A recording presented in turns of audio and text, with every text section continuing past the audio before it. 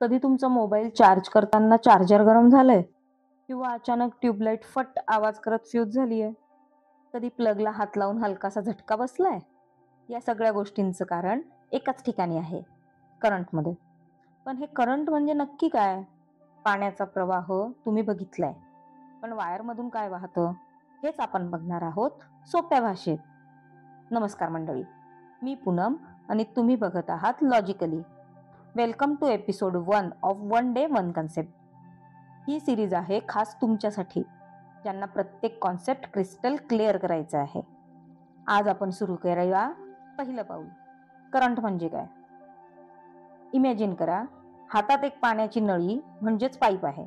तुम्ही नळ उघडता, पाणी वाहायला लागतं. पाणी काहीतरी वाहतंय. नळी एक मार्ग आहे आणि ज्यामुळे पाणी वाहतंय तो दबाव म्हणजे फोर्स. हाच कन्सेप्ट वायरच्या बाबतीत लागू होतो. वायर म्हणजे पाईप, त्यामध्ये वाहणारे इलेक्ट्रॉन्स म्हणजे पाणी, आणि हे इलेक्ट्रॉन्स मूव्ह होतात तेव्हा जो फ्लो तयार होतो त्याला म्हणतात इलेक्ट्रिक करंट. इलेक्ट्रिक करंटची डेफिनेशन बघूया. Electric current is the flow of electronic charge through a conductor. म्हणजेच काय तर इलेक्ट्रिक करंट म्हणजे कंडक्टर मधील इलेक्ट्रॉनिक चार्जचा फ्लो. जोपर्यंत इलेक्ट्रॉन्स एका जागेवर स्थिर आहेत तोपर्यंत करंट नाही, पण ते जसे एका ॲटम मधून दुसऱ्या ॲटम मध्ये मूव्ह होतात तेव्हा करंट तयार होतो. या करंटचे युनिट आहे एम्पियर. Symbol I. 1 एम्पियर म्हणजे 1 coulomb of charge per second. आता आपलं सुरुवातीच्या एक्झाम्पलकडे वळूया. पाण्याचा फ्लो जास्त झाला की पाईप तळतळायला लागतो, नाही का? तसंच जर वायरमधून जास्त करंट फ्लो झाला तर वायर गरम होते, इन्सुलेशन देखील मेल्ट होतं आणि कधी कधी फ्यूज पण उडतो. Mobile charger, LED bulb, fan सगळं करंटवर चालतं. इलेक्ट्रॉन्स दिसत नाहीत, पण त्यांचा प्रवाह म्हणजेच आपला एनर्जी कॅरियर आहे. तुम्ही चार्जरला प्लग करता, तो 230 वोल्ट सप्लाय एक्सेप्ट करतो आणि इंटरनली त्यातून सुटसुटीत DC करंट तयार करतो, जो तुमच्या मोबाईलमध्ये बॅटरी चार्ज करतो. आणखी एक उदाहरण बघूया. कधी तुम्ही फोन वापरताना चार्जर गरम जाणवतो का? कारण डिव्हाइस करंट ओढतो आहे. आणि जर चार्जरचा क्वालिटी कमी असेल तर रेझिस्टन्स जास्त, म्हणजेच हीट वाढते आणि आपल्याला चार्जर गरम लागतो. करंट हा सगळ्या इलेक्ट्रॉनिक्सचं स्टार्टिंग पॉइंट आहे. विदाउट करंट ना लाईट चालेल ना मशीन. विदाउट अंडरस्टँडिंग करंट ना सर्किट समजेल ना project. That's why engineer start current पासून करतात. आज आपण पाहिलं करंट म्हणजे काय, तो कसा बनतो आणि रिअल लाईफ मध्ये तो किती महत्वाचा आहे. पण उद्या आपण एक इंटरेस्टिंग प्रश्न बघणार आहोत. व्होल्टेज म्हणजे काय, आणि सगळ्यात महत्वाचं 230 वोल्ट सॉकेट मधून खरंच 230 वोल्ट येतं का? Stay tune. One day one concept. तुम्ही चार्जरवर 5 व्ही, बॅटरीवर 3.7 व्ही आणि घरच्या सॉकेटवर 230 व्ही पाहिलंय ना? पण हे व्ही म्हणजे नेमकं काय? व्होल्टेज का लिहिलं जातं आणि ते वाढलं किंवा कमी झालं तर काय होतं? आज आपण बघणार आहोत व्होल्टेज म्हणजे काय. एकदम पायाभूत पण पॉवरफुल कन्सेप्ट, सगळ्या सर्किट्सचा इंजिन. नमस्कार मंडळी, मी पूनम आणि तुम्ही बघत आहात Logically. Welcome to episode 2 of one day one concept. ही सिरीज आहे तुमच्यासाठी ज्यांना आपले बेसिक्स क्लिअर करायचे आहेत. आज आपण पाहणार आहोत व्होल्टेज काय असतं आणि ते एवढं महत्वाचं का आहे. चला सुरुवात करूया मागच्याच फेवरेट एक्झाम्पलने, वॉटर टँक अॅनॉलॉजी. इमॅजिन करा, एक पाण्याची टाकी आहे. टाकीमध्ये भरपूर पाणी आहे आणि एक पाईप खाली लावला आहे. टाकीमधलं पाणी म्हणजे चार्जेस, पाईप म्हणजे वायर आणि टाकीची हाईट म्हणजे व्होल्टेज. जितकी टाकी उंच तितकं पाणी जास्त दाबाने खाली येईल. तसंच जितकं व्होल्टेज जास्त तितकं करंट जोरात फ्लो होईल. म्हणजेच काय तर व्होल्टेज म्हणजे करंट फ्लो होण्यासाठी लागणारा फोर्स. आता व्होल्टेजची डेफिनेशन बघूया. Voltage is the electric potential difference between 2 points in a circuit. म्हणजेच व्होल्टेज म्हणजे काय तर 2 पॉइंट मधला potential difference.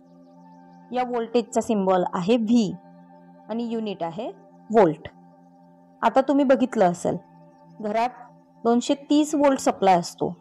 USB charger 5 volt वापरतो. मोबाईल बॅटरी 3.7 व्होल्ट असते.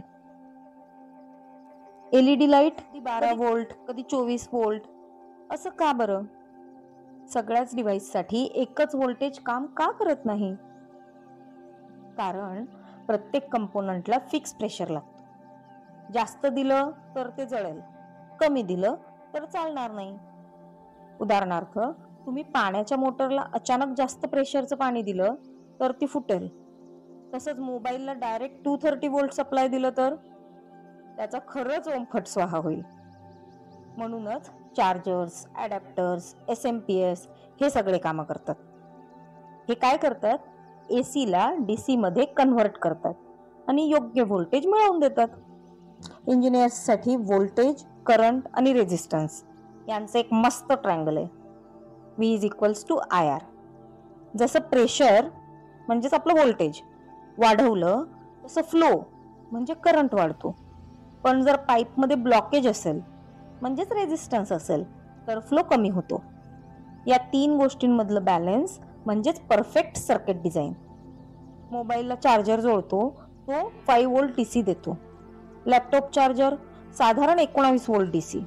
गाडीची बॅटरी 24 व्होल्ट आणि electric vehicle 48 volt, 72 volt, 96 volt किंवा त्यापेक्षा जास्त.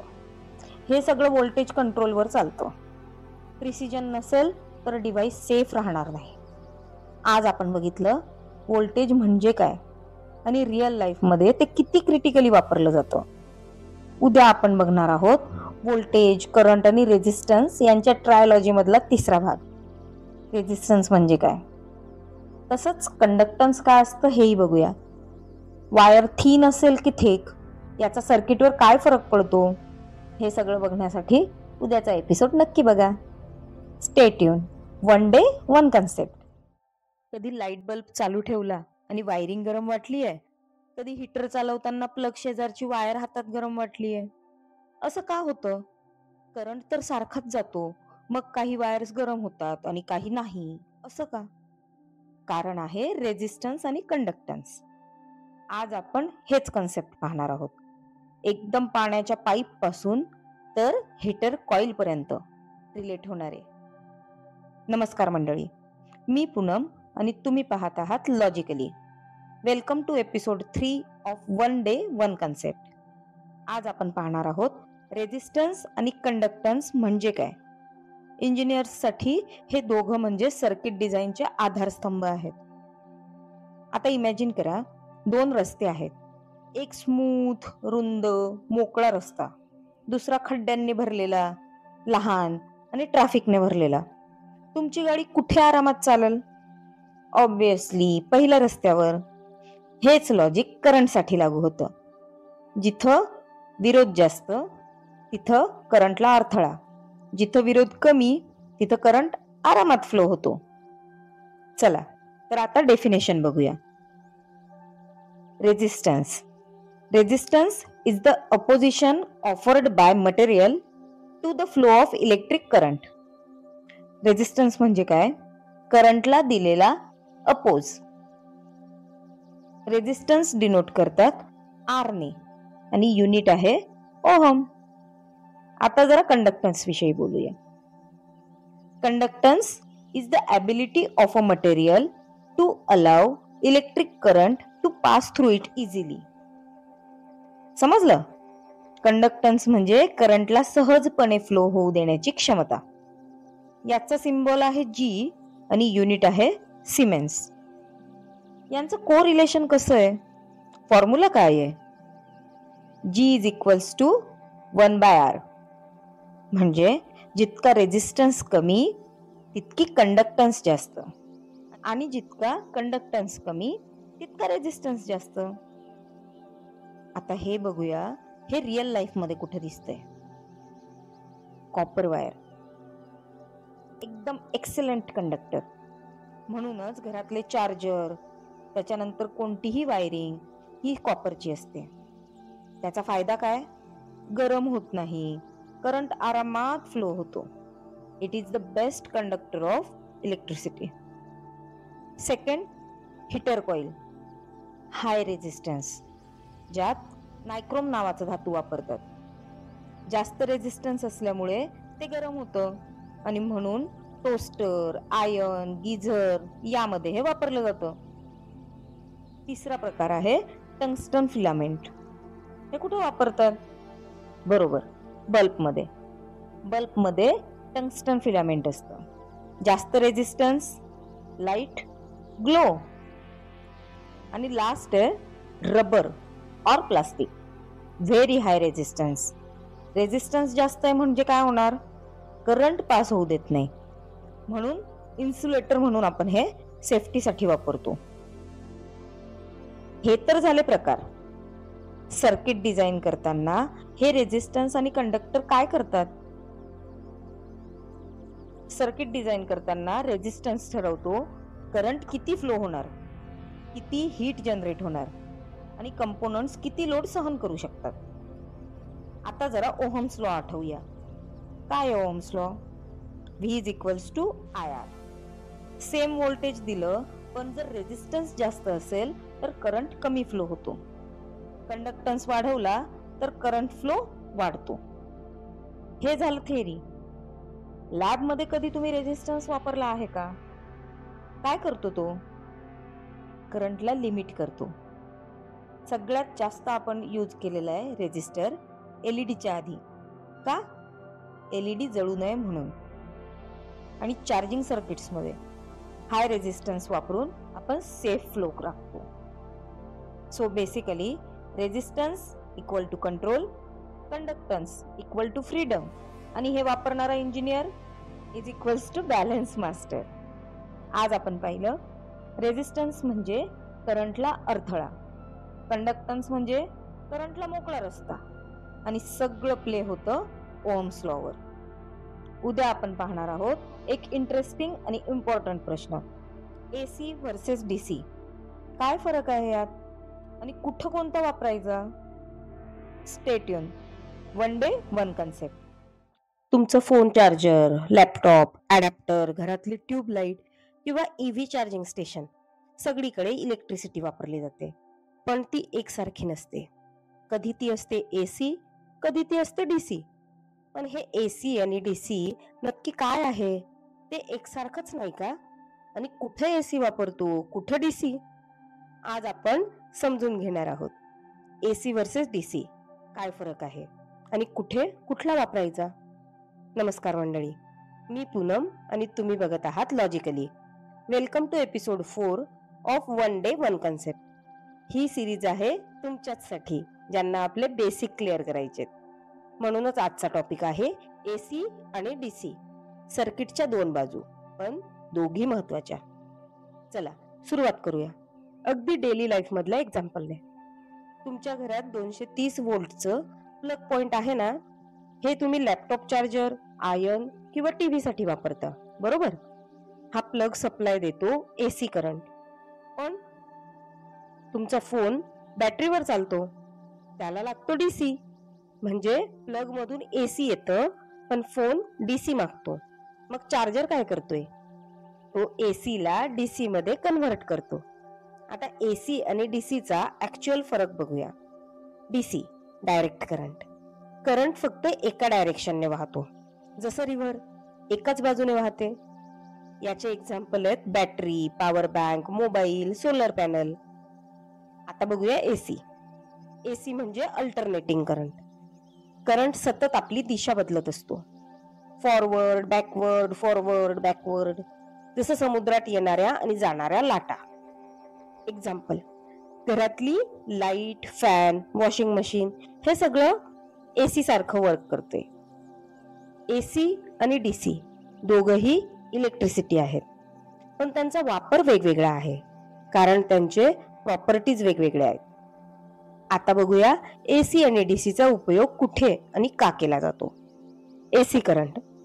AC म्हणजे अल्टरनेटिंग करंट. याचा उपयोग मुख्यतः लॉंग डिस्टन्स पॉवर ट्रान्समिशन साठी केला जातो. का? कारण एसी करंटला ट्रान्समीटरच्या मदतीने सहजपणे कमी किंवा जास्त करता येतं. त्यामुळे करंटचा लॉस कमी होतो आणि एनर्जी एफिशियंटली एका ठिकाणावरून दुसऱ्या ठिकाणी पोहोचते.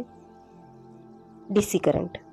डीसी म्हणजे डायरेक्ट करंट, जो स्टेबल आणि कॉन्स्टंट असतो. म्हणूनच डीसीचा उपयोग इलेक्ट्रॉनिक्स डिव्हाइसेस मध्ये मोठ्या प्रमाणावर केला जातो. आणि बॅटरी ऑपरेटेड सिस्टीम साठी तर डीसी एकदम सेफ आणि प्रेडिक्टेबल असतो. चला आता काही उदाहरणं बघूया. एक आपल्या नेहमीचाच ओळखीचा मोबाईल. मोबाईल इंटरनली डीसी वर चालतो कारण बॅटरी वापरतोय. लॅपटॉप चार्जर प्लग मधून एसी घेतो, पण इंटरनली तो सुद्धा डीसी मध्ये कन्व्हर्ट करून वापरतो. घरातला फॅन आणि ट्यूबलाइट या डायरेक्टली एसी वर चालतात कारण घरात 230 व्होल्ट एसी सप्लाय दिलेलं असतं. EV batteries. या बॅटरीज डीसी करंट साठवतात, पण चार्जिंग स्टेशन वरून त्यांना एसी मिळतो, जो कन्व्हर्टरद्वारे डीसी मध्ये बदलला जातो. आता सोलर पॅनल बघूया. सूर्यप्रकाशातून एनर्जी घेऊन डीसी जनरेट करतो, पण घरात अप्लायन्सेस एसी वर चालत असल्यामुळे तो डीसी ला पुढे इन्व्हर्टरने एसी मध्ये कन्व्हर्ट करून पुढे देतो. इंजिनियर्स साठी हे कन्सेप्ट खूप महत्वाचे आहेत. आजकाल बहुतांश सिस्टीम मध्ये एसी आणि डीसी दोघं वापरतात. Hybrid system, smart inverters, electric vehicles सगळ्यांना एसी डीसी कन्व्हर्जन मेकॅनिझम लागतो. म्हणूनच एसी वापरतो पॉवर ट्रान्समिशन साठी आणि डीसी वापरतो कंट्रोल्ड इलेक्ट्रॉनिक्स आणि बॅटरी सिस्टीम साठी. दोघही एकमेकांचे विरोधक नाहीत, तर ते एकमेकांचे साथीदार आहेत. आज आपण पाहिलं एसी म्हणजे काय, डीसी म्हणजे काय आणि त्यांचा रिअल वर्ल्ड मध्ये कुठे कुठे वापर केला जातो. नेक्स्ट एपिसोड मध्ये आपण बघूया शॉर्ट सर्किट म्हणजे काय आणि ती खरंच एवढी घाबरण्यासारखी गोष्ट आहे का. Stay tune. One day one concept. कधी लाईट बोर्ड मधून अचानक फट असा आवाज येतो, कधी वायर मधून धूर येतो किंवा चार्जर प्लग करताना हलकासा झटका बसतो.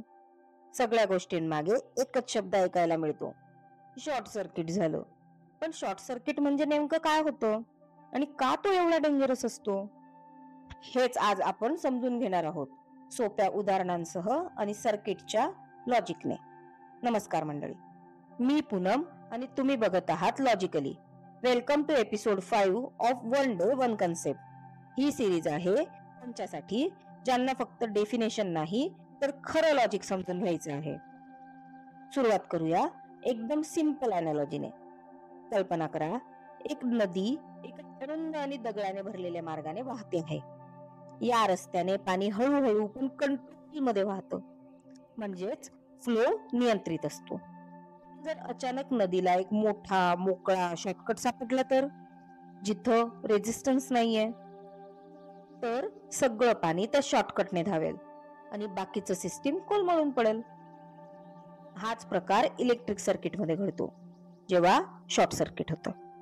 शॉर्ट सर्किट म्हणजे असा प्रकार ज्यामध्ये करंट नियोजित पाथ सोडून अचानक कमी रेजिस्टन्स असलेल्या अनपेक्षित मार्गाने वाहू लागतो. त्यामुळे इंटरनेट कंपोनंट्सला करंट मिळत नाही आणि त्या सर्किटमध्ये ओव्हर करंट होतो, जो धोकादायक असतो. शॉर्ट सर्किट कसा होतो, चला रिअल लाईफ सिच्युएशन बघूया. पहिलं, वायर इन्सुलेशन डॅमेज झालं असेल तर. जर वायर जुनी असेल आणि तिचं इन्सुलेशन म्हणजेच बाहेरचं कव्हर फाटलं असेल, तर त्या एक्सपोज्ड वायर एकमेकांना लागल्यावर पॉझिटिव्ह आणि निगेटिव्ह डायरेक्ट एकमेकांना कनेक्ट होतात आणि या कनेक्टमुळे प्रवाह सरळ शॉर्टकट मार्गाने वाहतो आणि शॉर्ट सर्किट होतं. दुसरं, लूज प्लग कनेक्शन. कधी प्लग सॉकेटमध्ये नीट बसत नाही आणि अचानक स्पार्क होतो. हे होतं कारण दोन मेटल कॉन्टॅक्ट्स एकमेकांना अनपेक्षितपणे भिडतात आणि त्या टच मधून करंट कमी रेजिस्टन्सचा रस्ता निवडतो, म्हणजेच शॉर्ट सर्किट होतं. तिसरं आहे पाण्याचा संपर्क. जर स्विच बोर्ड मध्ये पाणी शिरलं तर त्या पाण्यातील आयन्स इलेक्ट्रिसिटी कंडक्ट करतात, म्हणजेच एक नवा अनकंट्रोल्ड पाथ तयार होतो, ज्यामुळे शॉर्ट सर्किट होतं. चौथं, लॅब मधली चुकीची वायरिंग. प्रॅक्टिकल करताना प्रोब्स चुकीच्या टर्मिनल्सला जोडले गेले किंवा व्होल्टेज आणि ग्राउंड शॉर्ट केलं तर सर्किटमध्ये अचानक हाय करंट फ्लो होतो आणि शॉर्ट सर्किट होतो. शॉर्ट सर्किट झाल्यावर नेमकं काय होतं? वायरमधून अचानक जास्त करंट वाहतो. रेझिस्टन्स कमी असल्यामुळे तापमान झपाट्याने वाढतं. वायर गरम होऊन मेल्ट होते. त्या ठिकाणी स्पार्क किंवा धूर येतो आणि काही वेळा आग लागण्याची शक्यता सुद्धा असते. आता बघूया इंजिनियर शॉर्ट सर्किट पासून सिस्टीमला कसं वाचवतात. पहिला आहे फ्यूज. फ्यूज हा एक थिन वायर असतो जो ठराविक करंट पर्यंतच टिकतो. जर करंट लिमिट पेक्षा जास्त झाला तर फ्यूज मेल्ट होतो आणि सर्किट ताबडतोब बंद होतो. त्यामुळे डॅमेज होण्यापासून सर्किट सेफ राहतो. दुसरा आहे एमसीबी. एमसीबी ही फ्यूजची मॉडर्न व्हर्जन आहे. ती ओव्हरलोड किंवा शॉर्ट सर्किट डिटेक्ट करताच आपोआप ट्रिप होते. युजर फक्त स्विच रिसेट करून करंट पुन्हा चालू करू शकतो. फ्यूज सारखी बदलण्याची गरज नसते. नेक्स्ट आहे अर्थिंग. अर्थिंगमुळे अनवॉन्टेड करंट डायरेक्ट जमिनीत डिस्चार्ज करता येतो. त्यामुळे शॉक बसणं टळतं आणि ह्युमन सेफ्टी मेंटेन होते. Next release. इंडस्ट्रियल सिस्टीम मध्ये मोठ्या व्होल्टेजसाठी वापरले जाणारे प्रोटेक्शन डिव्हाइसेस. शॉर्ट सर्किट झाल्यास रिले सिस्टीम शटडाऊन करतो आणि मशीन सेफ राहते. काही बेसिक सेफ्टी रूल्स बघूया आता. क्रॅक्ड किंवा डॅमेज वायर कधीही वापरू नका. प्लग इन्सर्ट करताना स्विच ऑफ ठेवा. ओल्या हातांनी इलेक्ट्रिक डिव्हाइसेस हाताळू नका. पाण्याजवळ एक्सटेन्शन बोर्ड मुळीच ठेवू नका. लॅब एक्सपेरिमेंट्स करताना कनेक्शन दोनदा तपासा आणि मगच सप्लाय द्या. तर आज आपण काय बघितले? शॉर्ट सर्किट म्हणजे काय, शॉर्ट सर्किट का आणि कसा होतो, त्याचे धोके काय असतात आणि प्रोटेक्शन साठी काय काय उपाय आहेत. आता नेक्स्ट एपिसोड मध्ये आपण बघणार आहोत सिरीज आणि पॅरलल सर्किट मध्ये काय फरक आहे. Stay tune. One day one concept. घरात दिवाळीच्या लाईट्स लावल्या आहेत आणि एक बल्ब गेल्यावर संपूर्ण माळच बंद झाली. झालंय असं? किंवा घरात एक ट्यूबलाईट बंद झाली पण बाकीचे सगळे दिवे चालूच राहिलेत. यामागचं कारण म्हणजे दोन वेगवेगळ्या प्रकारचे सर्किट कनेक्शन्स, सिरीज आणि पॅरलल. आज आपण एकदम बेसिक पासून पण प्रॅक्टिकली समजेल अशा पद्धतीने या दोन्ही सर्किट मधला फरक समजून घेणार आहोत. नमस्कार मंडळी, मी पूनम आणि तुम्ही पाहत आहात Logically. Welcome to episode 6 of one day one concept. ही सिरीज आहे खास त्यांच्यासाठी ज्यांना कन्सेप्ट नीट आणि प्रॅक्टिकली पक्के समजून घ्यायचे आहेत.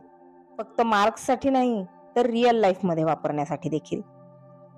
आजचा कन्सेप्ट आहे सिरीज आणि पॅरलल सर्किट मध्ये काय फरक आहे. सिरीज सर्किट म्हणजे काय? सिरीज सर्किट जसं एका सिंगल रोडवर सगळ्या गाड्या एका मागोमाग जातात आणि फक्त एकच लेन असते. या एकाच मार्गावरूनच सगळ्यांना जावं लागतं. सिरीज कनेक्शन मध्ये सगळे कंपोनंट्स एकाच करंटच्या मार्गावर जोडलेले असतात. करंट सर्व कंपोनंट्स मधून सारखाच फ्लो होतो, पण व्होल्टेज प्रत्येक कंपोनंट मध्ये विभागला जातो, म्हणजे डायव्हर्ट होतो. मात्र इथे एक महत्वाचा मुद्दा आहे. जर त्या साखळीतील एक कंपोनंट फेल झाला तर संपूर्ण सर्किट थांबतं. जसं की सिंगल रोडवर एखादी गाडी बिघडली तर मागच्या सगळ्या गाड्या थांबतात. उदाहरणार्थ टॉर्च मधल्या सेल्स सिरीज मध्ये जोडलेल्या असतात जेणेकरून त्यांचं व्होल्टेज ऍड होईल. जुन्या डेकोरेटिव्ह लाईट्स मध्ये सर्किट कनेक्शनच असायचं, त्यामुळे एक बल्ब गेला की सगळा सेट बंद पडायचा. आता पॅरलल सर्किट विषयी बघूया. पॅरलल सर्किट म्हणजे जसं की मल्टीलेन हायवे असतो, जिथे प्रत्येक लेन वेगळी असते. एका लेन मध्ये गाडी बंद पडली तरी इतर लेन्स मधून वाहतूक सुरू असते. पॅरलल कनेक्शन मध्ये प्रत्येक कंपोनंटला करंट मिळण्यासाठी स्वतंत्र मार्ग असतो. त्यात प्रत्येक कंपोनंटला समान व्होल्टेज मिळतो, पण करंट ब्रँचेस मध्ये डिवाइड होतो. याचा फायदा असा की एक कंपोनंट फेल झाला तरी बाकी सगळे कंपोनंट चालू राहतात. उदाहरणार्थ आपल्या घरातील वायरिंग सिस्टीम पॅरलल असते. म्हणूनच एक प्लग पॉइंट खराब झाला तरी बाकीचे परफेक्टली काम करतात. आधुनिक डेकोरेटिव्ह लाईट्स देखील पॅरलल वायरिंग मध्ये असतात, जेणेकरून एक बल्ब गेल्यावर बाकी सगळे चालू राहतील. आता एक क्विक कंपॅरिझन बघूया. सिरीज मध्ये करंट सारखा राहतो आणि व्होल्टेज डिवाइड होतो, तर पॅरलल मध्ये व्होल्टेज सारखंच राहतं आणि करंट डिवाइड होतो. सिरीज मध्ये एक घटक फेल झाला तर संपूर्ण सिस्टीम बंद पडते आणि पॅरलल मध्ये बाकीचे घटक इंडिपेंडंट चालतात. म्हणूनच टॉर्च, काही सेन्सर आणि व्होल्टेज वाढवायची गरज असलेले अप्लायन्सेस सिरीज वापरतात, तर घरातील वायरिंग, अप्लायन्सेस, सॉकेट्स आणि स्टेबल व्होल्टेज लागणाऱ्या सिस्टीम्स पॅरलल वापरतात. सिरीज सर्किट मध्ये रेझिस्टन्स एकत्र वाढतो, त्यामुळे टोटल करंट कमी होऊ शकतो. पॅरलल मध्ये टोटल रेझिस्टन्स कमी होतो, त्यामुळे लोडला जास्त करंट मिळू शकतो. इंजिनियर्सला डिझाईन करताना हे बॅलन्स करावं लागतं, कुठं सिरीज योग्य आहे आणि कुठे पॅरलल. आज आपण पाहिलं सिरीज आणि पॅरलल सर्किट्स मधला नेमका फरक काय, त्यांची वर्किंग आणि इंजिनिअरिंग, तसेच रिअल लाईफ मधील एक्झाम्पल्स पाहिले. पुढच्या एपिसोड मध्ये आपण जाणून घेणार आहोत कॅपॅसिटर म्हणजे काय आणि तो मोबाईल चार्जिंग पासून फॅनच्या स्टार्टिंग पर्यंत का वापरला जातो. कधी लक्ष दिलंय का, मोबाईल चार्ज सॉकेटला लावताच लगेच फुल पॉवर सप्लाय देत नाही, तर हळूहळू स्टेबल होत जातं. किंवा फॅन स्विच ऑन केल्यावर तो इन्स्टंटली फुल स्पीडला न जाता हळूहळू वेग घेतो. यामागे एक छोटा पण जबरदस्त डिव्हाइस काम करत असतो, कॅपॅसिटर. आज आपण कॅपॅसिटर म्हणजे काय, तो कसा काम करतो आणि कुठे कुठे वापरला जातो हे सोप्या अशा भाषेत बघणार आहोत. नमस्कार, मी पूनम आणि तुम्ही पाहत आहात Logically. Welcome to episode 6 of one day one concept. ही सिरीज खास तुमच्याचसाठी आहे, ज्यांना कन्सेप्ट नीट आणि प्रॅक्टिकली पक्के समजून घ्यायचे आहेत, जेणेकरून एक्झाम असो वा इंटरव्ह्यू तुम्ही कॉन्फिडेंटली उत्तर देऊ शकाल. आजचा कन्सेप्ट आहे कॅपॅसिटर म्हणजे काय आणि तो कुठं वापरतात. कॅपॅसिटर हा एक इलेक्ट्रॉनिक कंपोनंट आहे, जो इलेक्ट्रिसिटी तात्पुरती साठवून ठेवतो आणि गरज पडल्यावर लगेच सोडतो. तो 2 कंडक्टिव्ह प्लेट्सने बनलेला असतो आणि मध्ये इन्सुलेटिंग मटेरियल असतं, ज्याला डायइलेक्ट्रिक म्हणतात. कॅपॅसिटरचं मुख्य काम म्हणजे चार्ज स्टोअर करणं आणि तो लवकर रिलीज करणं. हे समजून घेऊया काही उदाहरणांनी. कॅपॅसिटर म्हणजे जसं एक स्प्रिंग कॉम्प्रेस केलं जातं तसं. स्प्रिंग मध्ये आपण फोर्स देऊन एनर्जी साठवतो आणि सोडलं की ती लगेच रिलीज होते. कॅपॅसिटर पण तसाच इलेक्ट्रिसिटी साठवून ठेवतो आणि लगेच सोडतो. आणखी एक उदाहरण बघूया. कॅपॅसिटर म्हणजे जसं पाण्याने भरलेला छोटा बलून. भरायला काही सेकंद लागतात आणि फोडल्यावर सगळं पाणी एका क्षणात बाहेर पडतं. कॅपॅसिटर सुद्धा तसाच, पटकन चार्ज होतो आणि गरज पडली की पटकन डिस्चार्जही होतो. आता बघूया हा कॅपॅसिटर काम कसं करतो. जेव्हा कॅपॅसिटरला व्होल्टेज सप्लाय दिलं जातं, तेव्हा व्होल्टेज प्लेट्सवर चार्जेस जमा होऊ लागतात. एका प्लेटवर पॉझिटिव्ह चार्ज तर दुसऱ्या प्लेटवर निगेटिव्ह चार्ज जमा होतो. सप्लाय काढून टाकल्यावरही कॅपॅसिटर काही काळ तो चार्ज टिकवतो आणि मग गरज पडली की सर्किट मध्ये सोडून देतो. कॅपॅसिटर कुठे वापरतात हे बघूया आता. कॅपॅसिटरचा वापर इलेक्ट्रॉनिक्स मध्ये अनेक ठिकाणी होतो. मोबाईल चार्जर्स आणि एसएमपीएस मध्ये व्होल्टेज स्टेबल ठेवण्यासाठी आपण कॅपॅसिटर वापरतो. सिलिंग फॅन किंवा पंप मोटर सुरू करण्यासाठी सुद्धा कॅपॅसिटरचाच वापर होतो. ऑडिओ सर्किट्स मध्ये सिग्नल पास करण्यासाठी पण डीसी ब्लॉक करण्यासाठी कॅपॅसिटर वापरला जातो. कॅमेरा फ्लॅश साठी शॉर्ट टाइम मध्ये हाय पॉवर देण्यासाठी कॅपॅसिटर लावलेला असतो. कॅपॅसिटरची व्हॅल्यू फॅरॅड मध्ये मोजली जाते, पण प्रॅक्टिकल सर्किट्स मध्ये मायक्रो फॅरॅड, नॅनो फॅरॅड किंवा पिको फॅरॅड हे युनिट्स जास्त वापरले जातात. कॅपॅसिटरचं चार्जिंग आणि डिस्चार्जिंग टाइम कॉन्स्टंट टाऊ वर डिपेंड करतं. Tau is equals to R into C. Resistance जास्त असेल, कॅपॅसिटर हळू चार्ज होईल. आणि कमी असेल तर चार्ज होईल. आता आपण काही रिअल लाईफ एक्झाम्पल्स बघूया.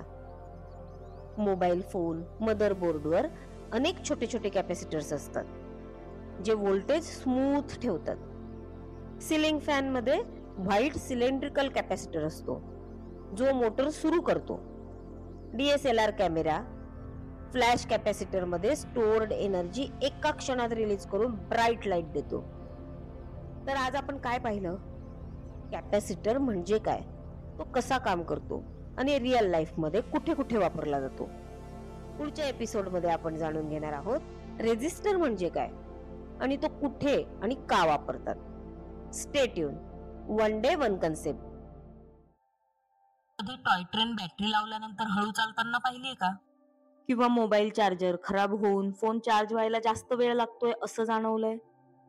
यामध्ये सर्किट मधला एक शांत पण अत्यंत महत्वाचा प्लेअर असतो, रेझिस्टर. रेझिस्टर हा इलेक्ट्रॉनिक्सचा ट्रॅफिक कंट्रोलर आहे.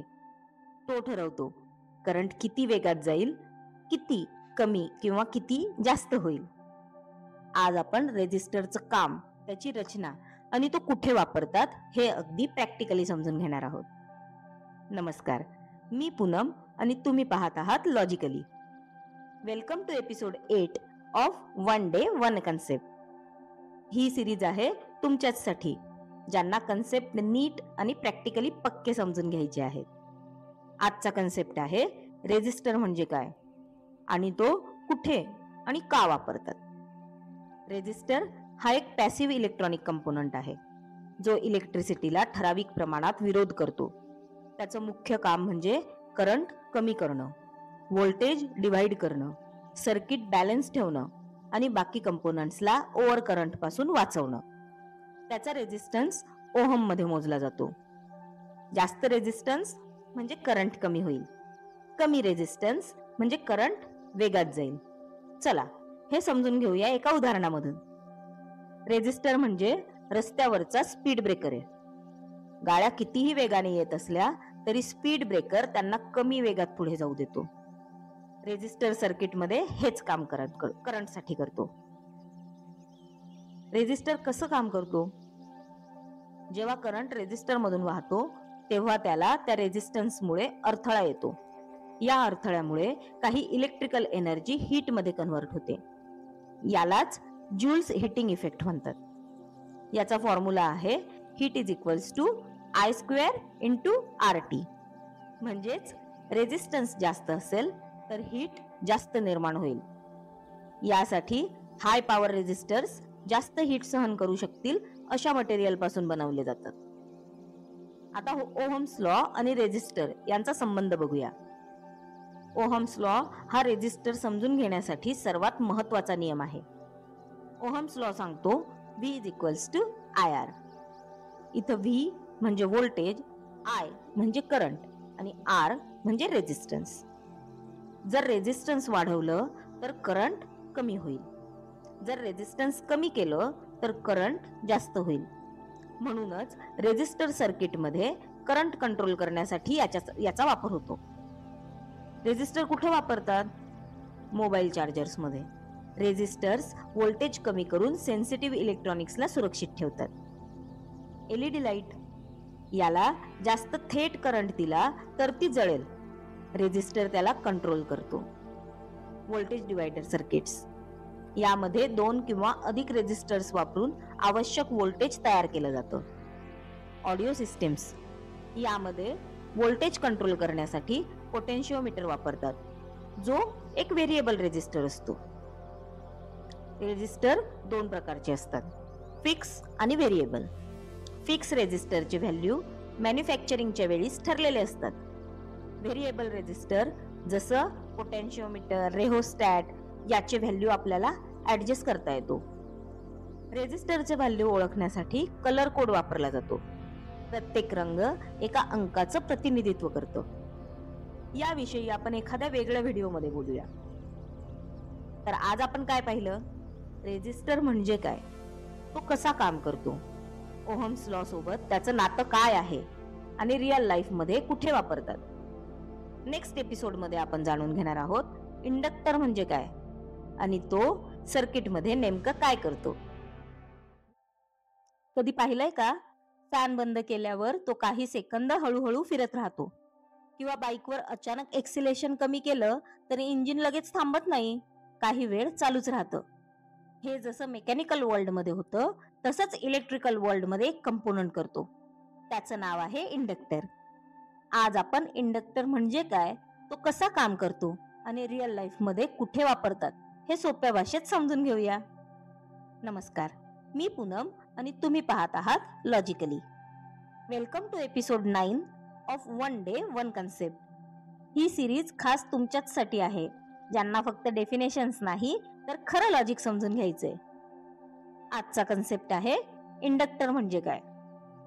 इंडक्टर हा एक पॅसिव्ह इलेक्ट्रॉनिक कंपोनंट आहे, जो विद्युत प्रवाहामधल्या बदलांना विरोध करतो.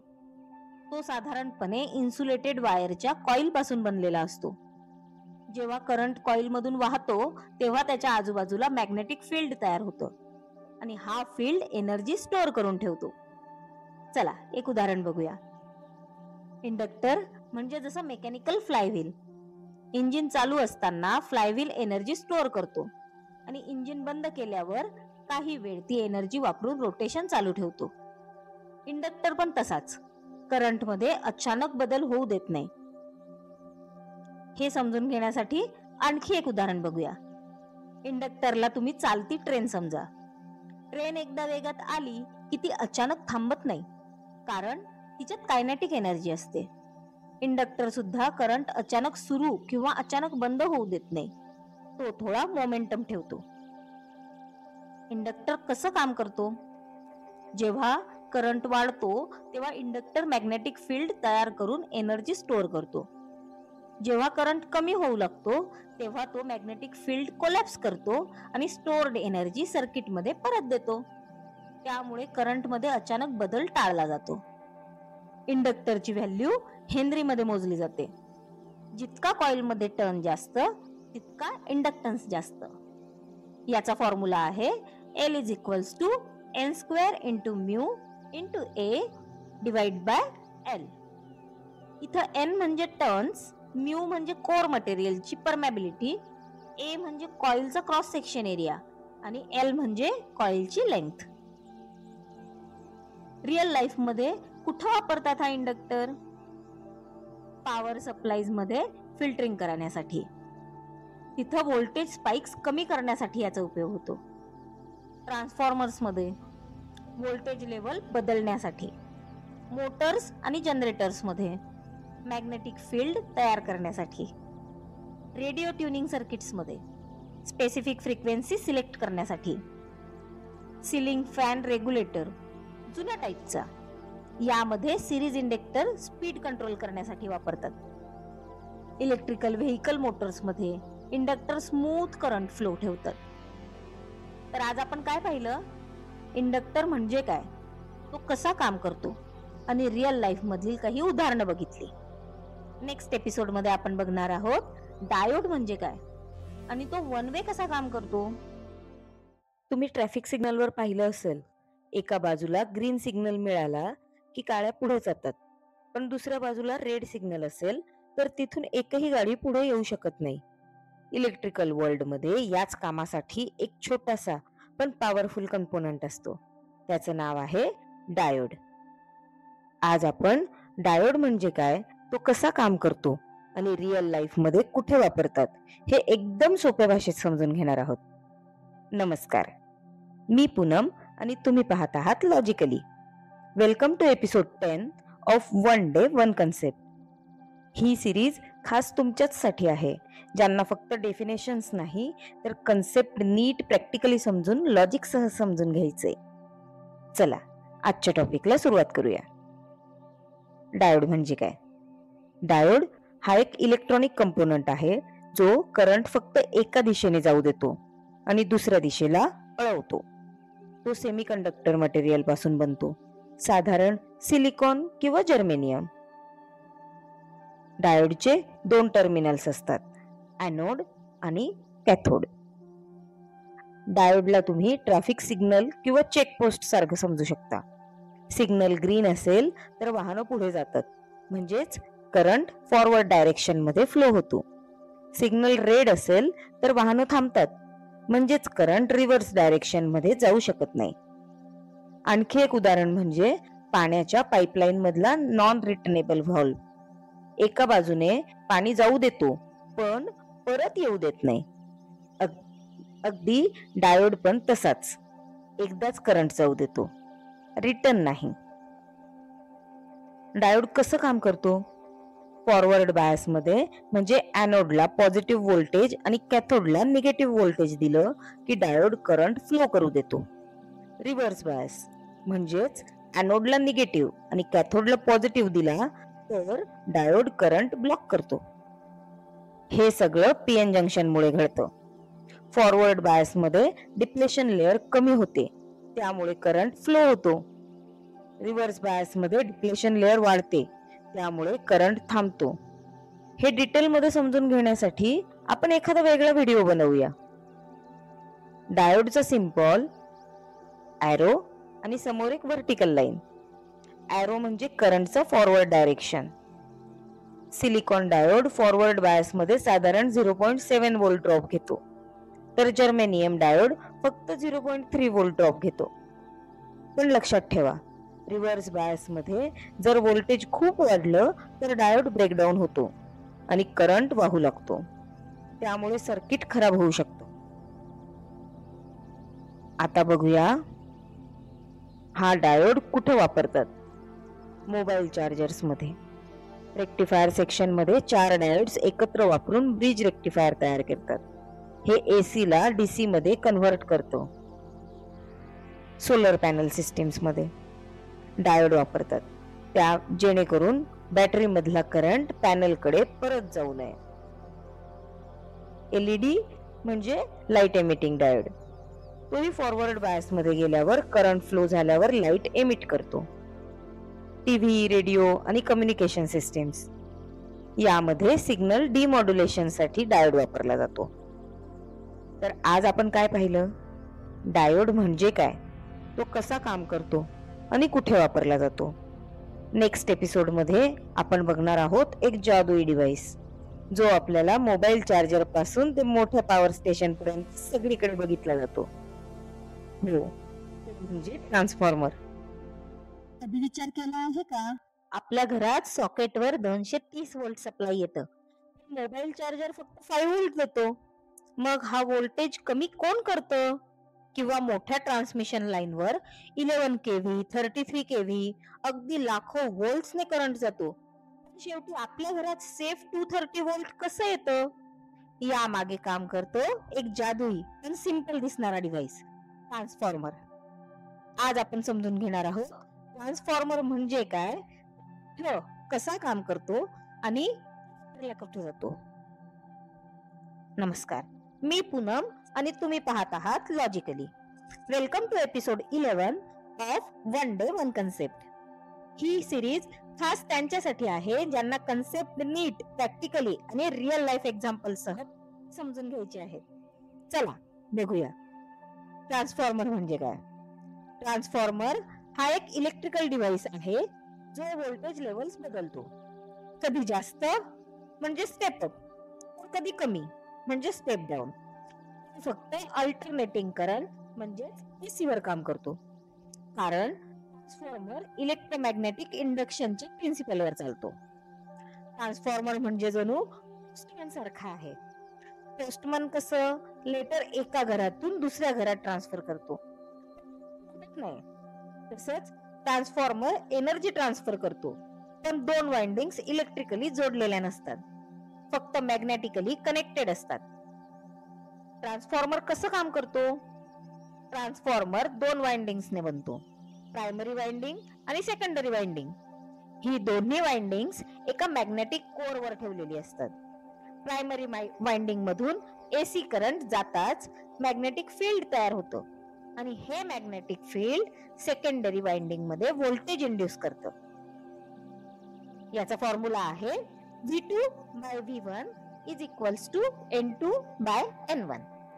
इथं V म्हणजे व्होल्टेज आणि N म्हणजे टर्न्स, नंबर ऑफ टर्न्स. जर सेकंडरी वाइंडिंग मध्ये टर्न्स जास्त असतील म्हणजेच N2 is greater than N1 तर सेकंडरी व्होल्टेज V2 हा प्रायमरी व्होल्टेज V1 पेक्षा जास्त मिळतो. हा झाला स्टेप अप ट्रान्सफॉर्मर. आणि जर सेकंडरी वाइंडिंग मध्ये टर्न्स कमी असतील म्हणजेच N2 is less than N1 तर व्होल्टेज कमी होतो. हा झाला स्टेप डाऊन ट्रान्सफॉर्मर. म्हणजे एक इक्वेशन पुरेसा आहे ट्रान्सफॉर्मरचं सिक्रेट उलगडायसाठी. आता बघू हा ट्रान्सफॉर्मर नक्की कुठे कुठे वापरला जातो. ट्रान्सफॉर्मरचा वापर सर्वत्र होतो. पॉवर स्टेशन्स मध्ये व्होल्टेज खूप जास्त केला जातो जेणेकरून लॉंग डिस्टन्स ट्रान्समिशन मध्ये करंट कमी होईल आणि लॉसेस कमी होतील. डिस्ट्रीब्युशन लाईन्सवर दिसणारे मोठे सिलेंड्रिकल ट्रान्सफॉर्मर्स व्होल्टेज कमी करून घरगुती 230 व्होल्ट सप्लाय आपल्याला देतात. मोबाईल चार्जर्स आणि लॅपटॉप अडॅप्टर्स मध्ये छोटे ट्रान्सफॉर्मर असतात जे 230 व्होल्ट AC स्टेप डाऊन करून 5 व्होल्ट करतात किंवा लॅपटॉप साठी 19 व्होल्ट DC बनवतात. Microwave oven, inverters, UPS system आणि ऑडिओ ऍम्प्लिफायर्स यामध्ये देखील ट्रान्सफॉर्मर वापरले जातात. SMPS chargers high frequency transformer वापरतात जे कॉम्पॅक्ट आणि इफिशियंट असतात. ट्रान्सफॉर्मरची इफिशियन्सी खूप जास्त असते 95 ते 99% लॉसेस मात्र 2 प्रकारचे होतात. कॉपर लॉसेस ज्याला आपण I2R लॉसेस म्हणतो आणि आयर्न लॉसेस ज्याला आपण हिस्टेरिसिस आणि एडी करंट लॉसेस म्हणतो.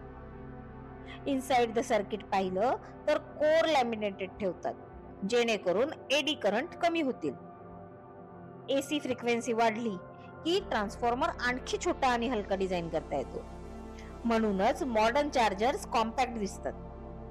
तर आज आपण ट्रान्सफॉर्मर म्हणजे काय, तो कसा काम करतो आणि कुठे वापरतो ते पाहिलं. आणि इथेच आज संपते आहे आपली इलेक्ट्रिकल आणि इलेक्ट्रॉनिक बेसिक सिरीज. पण जर्नी अजून थांबलेली नाही. नेक्स्ट सिरीज मध्ये आपण घेऊन येतोय कम्प्युटर बेसिक्स. ते कन्सेप्ट जे तुम्ही रोज वापरतात जसं RAM, ROM, file formats, operating system, SSD, hard drive, खूप बाकीच्या गोष्टी. म्हणजेच रोजच्या डिव्हाइसेस मागचं खरं इंजिनिअरिंग लॉजिक आपण समजून घेणार आहोत. आणि पहिला एपिसोड आपला असणार आहे बीट आणि बाईट म्हणजे काय, मेमरी काउंट नक्की कशी होते, 1 KB म्हणजे 1024च का असतं. हा असा कन्सेप्ट आहे जो प्रत्येकाला क्लिस्टर हवाच. म्हणून सबस्क्राईब करून ठेवा कारण 1 Day 1 कन्सेप्टचा पुढचा अध्याय अजून इंटरेस्टिंग असणार आहे. आणि हा व्हिडिओ तुमच्या सर्व मित्रांसोबत शेअर करा आणि व्हिडिओला लाईक करा, चॅनलला सबस्क्राईब करा जेणेकरून तुम्हाला नवनवीन व्हिडिओ डायरेक्ट तुमच्या YouTube मध्ये मिळतील. थँक्यू.